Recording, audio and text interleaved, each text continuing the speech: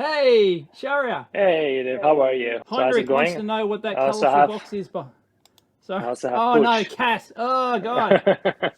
I showed this last He's week. It's a science fair, 50 in 1 electronic project kit. There you go, from straight out of the 1970s. This is not my original one, but it did pop up on eBay. I did have this one, but it was more modern than that. So, I remember did I you used ever to have have one one of of those, those. Shahriar?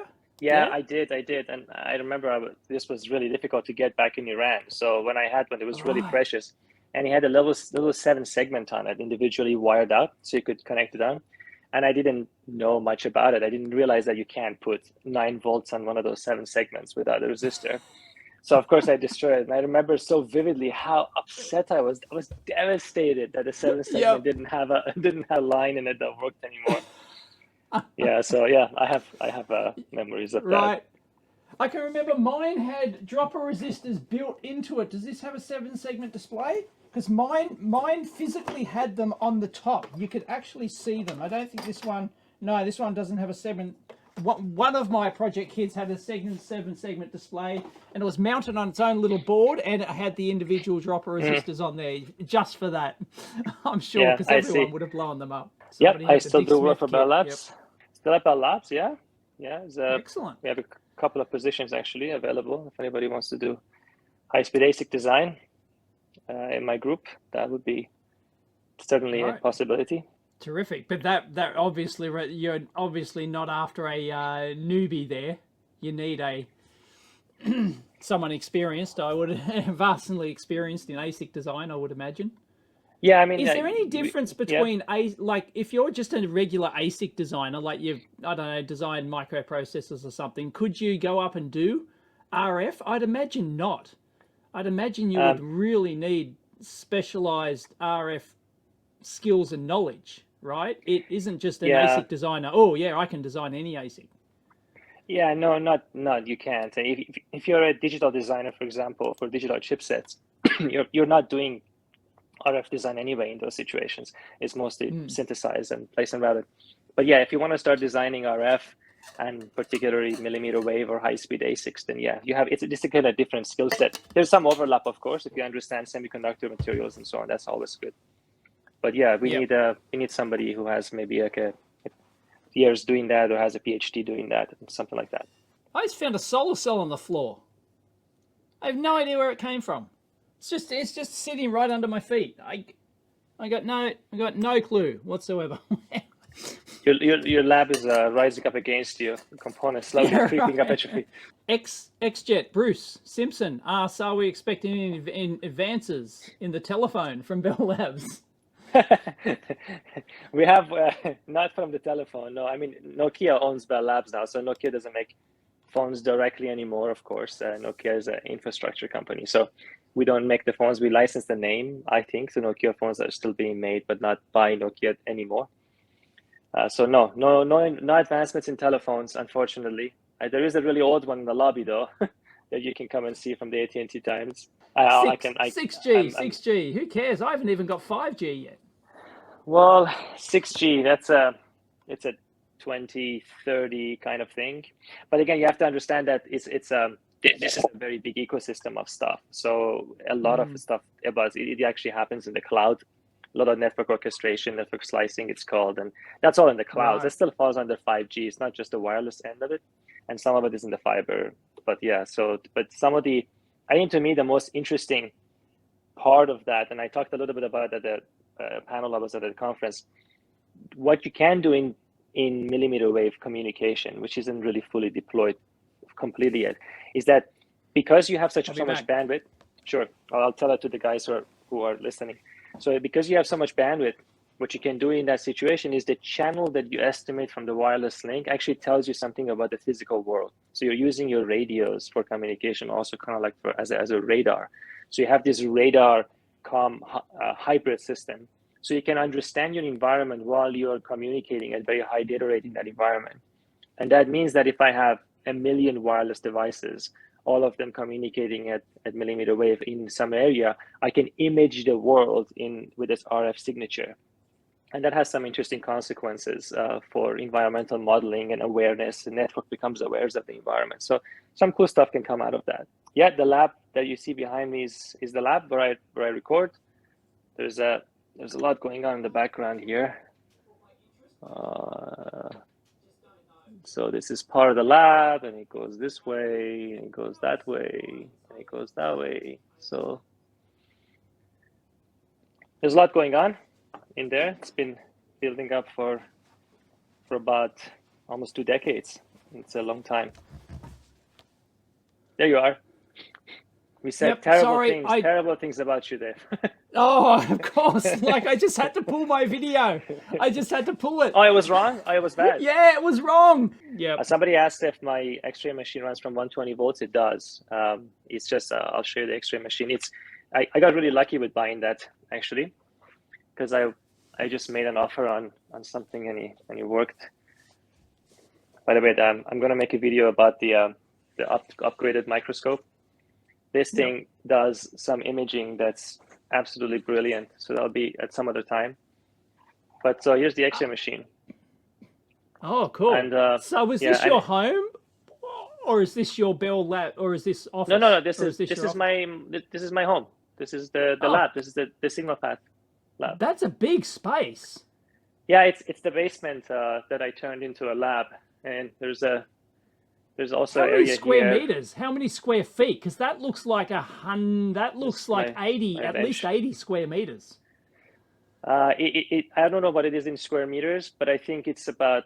I'm not using all of it. There's a gym on the other side that's occupied. But here's a wire bond machine. It's going to have a video at some point. I think it's like maybe 1,600 or 1,800 square feet. I forget how much it is. Yeah, that is enormous. Yeah, it's the entire basement. Yeah. Wow. I've taken over it. So although I'm now officially constrained to this area in the lab now, because there's a little bit of empty space in there that has the exercise equipment. So it's been quickly decorated so I don't take over it anymore. Well, that's like 160 square meters. That's like 160. If it's 1,800 square feet, that is enormous. Yeah, but that's the entire space. The lab is smaller, obviously. The lab is about half of it, I would say. Yeah, but still, the space itself is absolutely enormous. I mean, this lab is 50 square meters, and the one I rented was 100 square meters, and your actual space, your total space there is at least 150. That is an enormous space. That's something we don't have here. We do not have basements here. Basements are not a thing here in Australia. They just basically don't exist. Like, there's some people who build them, like who specifically, build a big mansion and it's got like an underground garage kind of, thing, although I have to say, basements here can be dangerous, especially here where I live also, because we have sub pumps underground that pump the water away. So I live a little bit on top of a hill, so I don't get a lot of water. But in some of my friends' house, if they lose power, the water comes up like in an hour. In an hour, they'll have water at the bottom, so it can be pretty. Not here, so it's like So that there's an issue with that actually. Mike's asking about how much power. I don't think I can actually turn everything on. I don't think I have the wiring for it.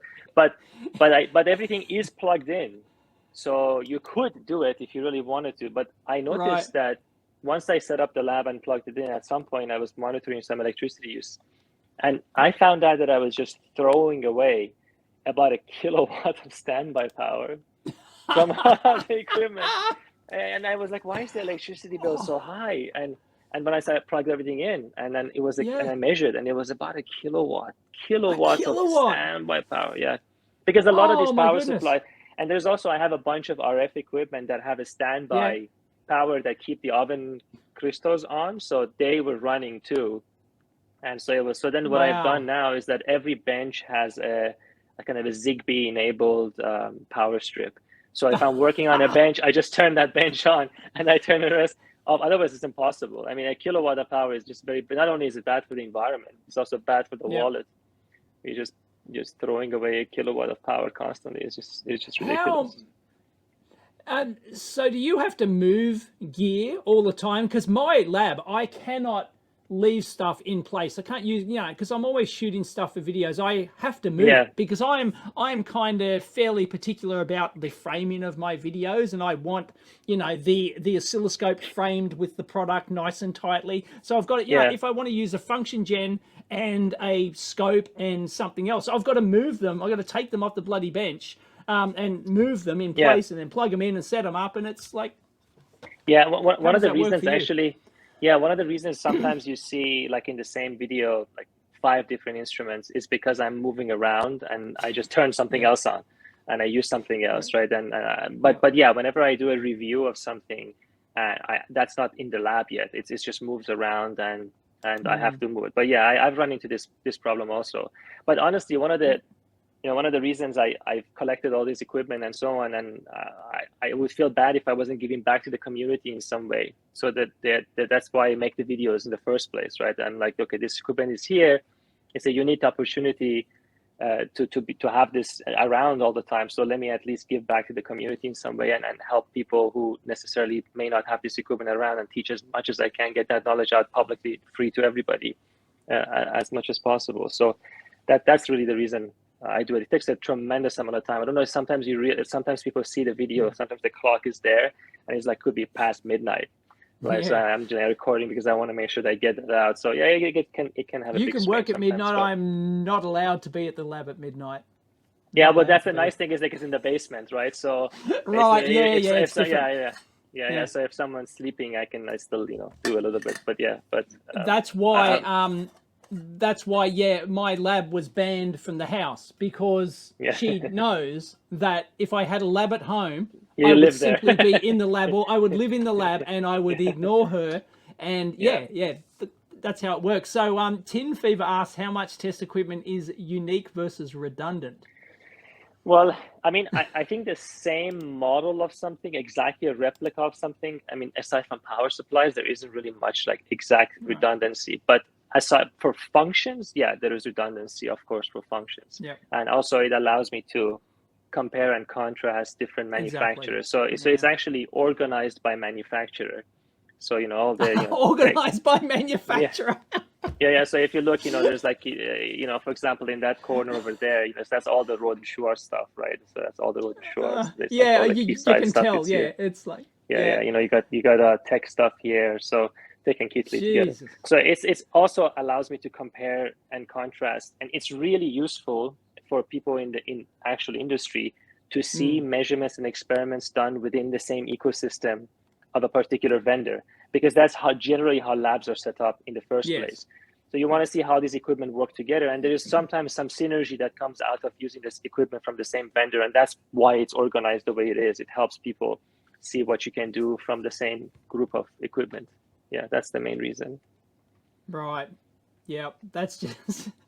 Where do you get all this stuff from? Because like there's people that ask me constantly, oh, why don't you get really high-end gear like Shahriar does, and actually repair it, and you get all this high-end gear for cheap. And I'm going like, it's just not available here. It's also not cheap. I can imagine. I can picture you paying thousands of dollars for a busted product, hoping you can fix it. Yes. Right? And then people, I do have the Patreon, and I'm grateful that people help out. But I assure you, the website loses far more money than it ever brings in. Yeah. I mean, loses at the equipment is here, it's behind me, but it still loses far more than it brings in. So and it is a big risk, and it is very expensive. If I buy something for $5K and it doesn't work, and by the way, it's also gotten worse. It was like maybe a couple of years ago, 4 or 5 years ago, when I was doing, it was not as bad. And but it's in gotten terms really, of the market, you mean? The market, just the prices. In terms of the prices. So the prices have gone up for used faulty gear. Tremendously. Yeah.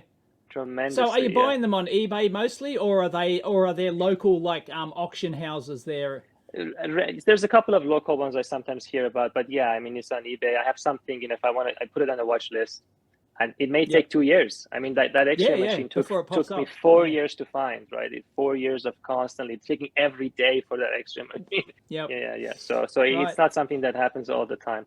And there's some other, equipment, obviously, that comes sometimes from different vendors. But I keep everything. I also don't throw away. That's another problem. as every time Yeah. I have. Yeah, I just said the video I released yesterday or yesterday, I forget when it was. It was the repair of the 20 gigahertz synthesizer. There's already one in the lab like that, right? So it's a second one. And Right. so, yeah, anyway, it's a different problem. Yeah, I've sold some, I've given away some.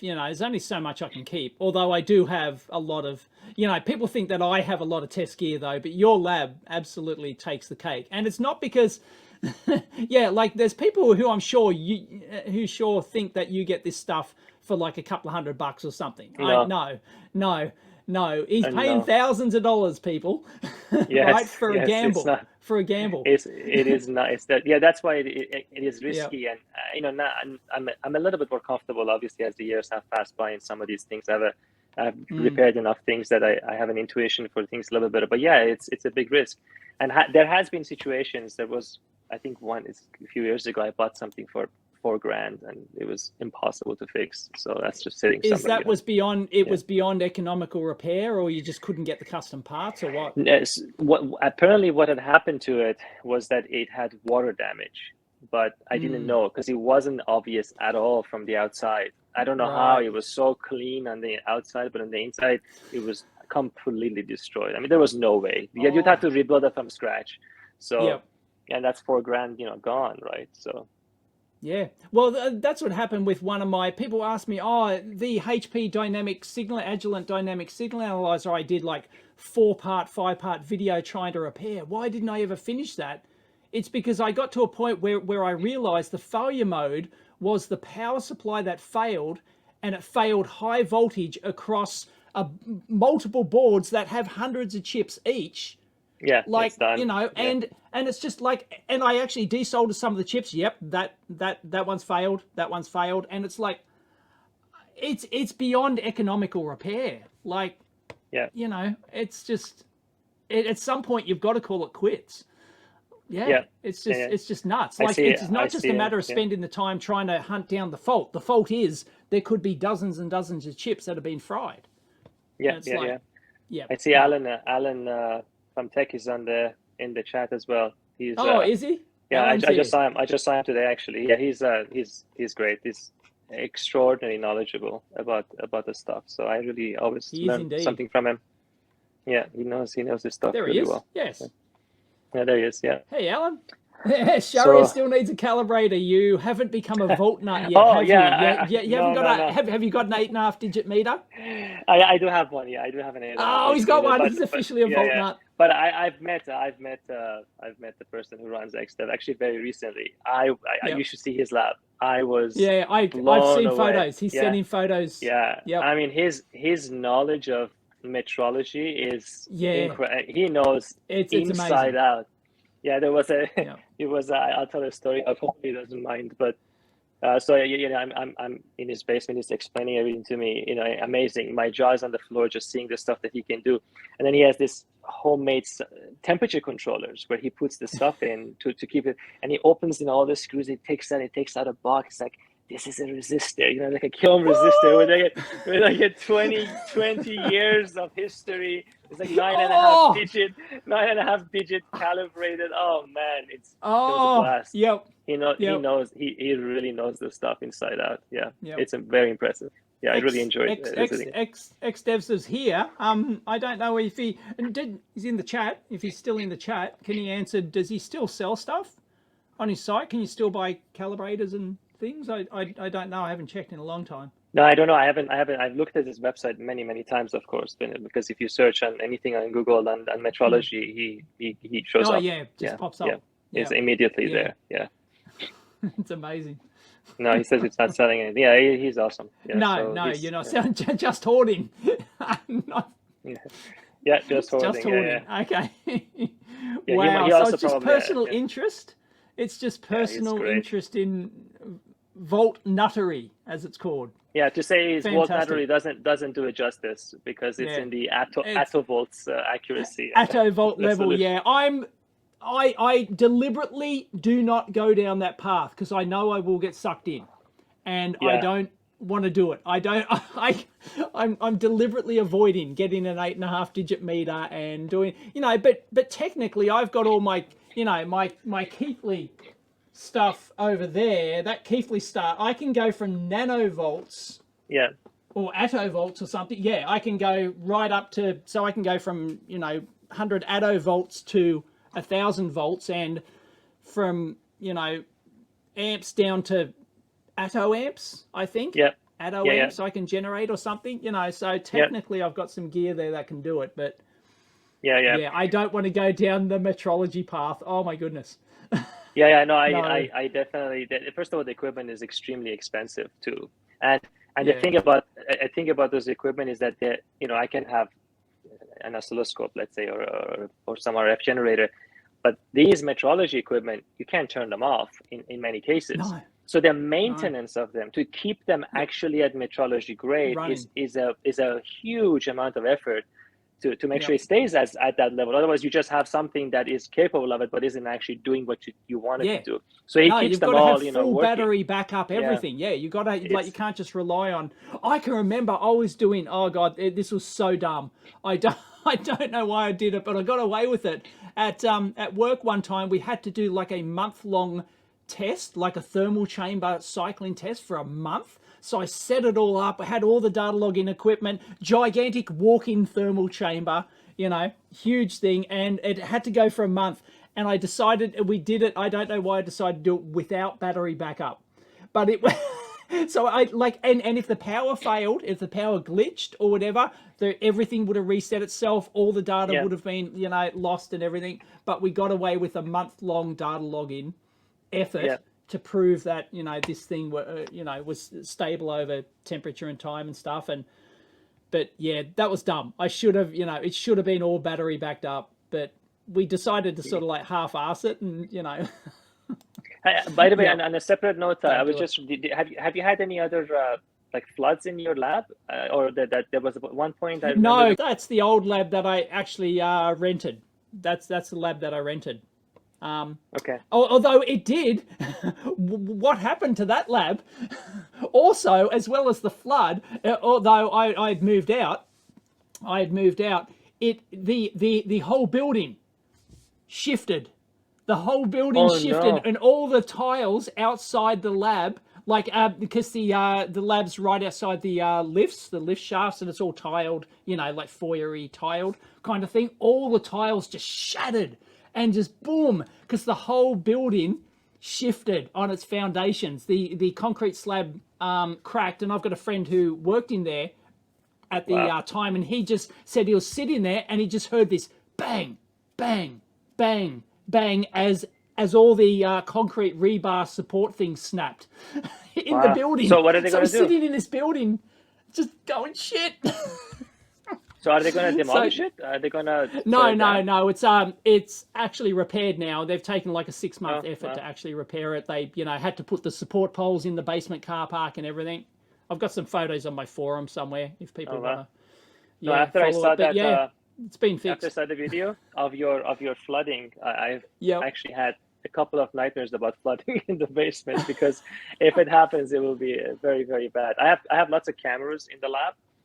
Just so that I can monitor remotely and so on when I'm not home. So sometimes to see if you're flooded. But it's true. Oh God. Sometimes I actually wake up at like 3 a.m. and I'm like, I somehow get a feeling that if something like that, I'll take the phone out and look at the cameras around the lab to see what is going on, and it's like, it's fine, of course, but so it comes through the soil, does it?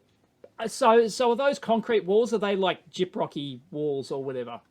No, so that if there is water outside of the walls, eventually it will find its way in. But it's mostly seeping from underground. But we're on a hill, so it shouldn't really be. We're not in a flood zone, let's say. But it does rain a lot here on the East Coast. So it's not like a big concrete pit. It's not like a big solid concrete walls. And it is. It is essentially. It is, but it seeps through the concrete. Yeah, well, these are cinder blocks. So the cinder blocks are somewhat porous, right? So it can still come through. But like I said, it comes mostly from the ground. And here in New Jersey, we also have radon. You can have radon coming from the ground too. So there's a radon pump that pumps the gas out, so that you don't have radon. It's radioactive, of course. But I've measured that here. There's no radon. But it can come in. It can come in. I don't know if you've seen his channel, Colin Furs. He's building a tunnel from his Oh, is lab from his like workshop to his house. It's fantastic. Wow. I'm so jealous. So jealous. It's great. I would love that. So, why is he doing that? Just so that he can get from place Fun. to... Yeah. Okay. Yeah. He's doing it for fun. There's two things I want. A ton. No, there's probably three. Like if I had infinite money and I could build a new house or whatever, I would have tunnels. I would have fireman's poles, and I would have moats. You know, I would have like turret towers and moats. Yep, totally. And a big dungeon basement. You know, yeah. Yep, absolutely. Yeah. Hidden, like you had to go through, you know, secret tunnels to get to it and stuff. You know, yep, that'd be awesome. Yeah.